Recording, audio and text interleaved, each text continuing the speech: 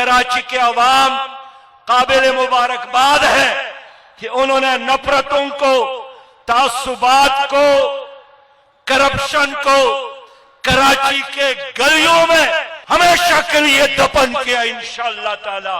Peoples party ने कहा कि आइंदा शहर का मेयर जियाला होगा।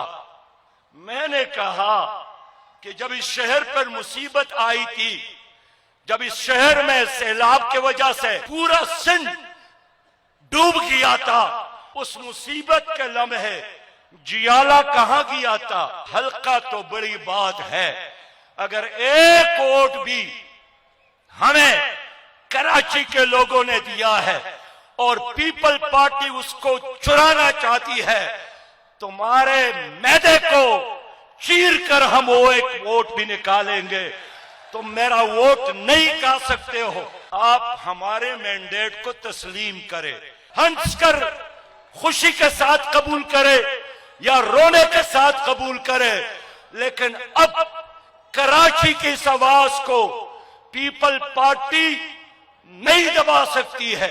मैं फिर कहना चाहता हूं, सब्र के इम्तिहान न ले, बखुदा ये लोग निकलेंगे, इसको हमने काबू किया है, लेकिन अगर आपने भी हद से तजावज की और हमारी बात नहीं सुनी तो फिर ये लोग भी बफर जाएंगे, पैमाने सब्र लबरेज हो जाएगा और फिर वो कुछ होगा जिसका आप तसव्वुर नहीं कर सकते।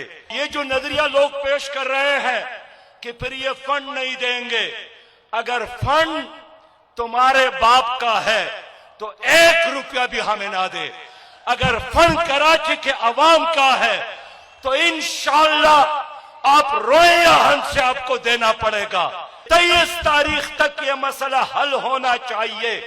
हमारे जिन जिन हलकों पर इन्होंने कब्जा किया है, एर पैर की है, हमारे हवाले कर ले, वरना 23 तारीख को हम फिर फाइनल फैसला देंगे।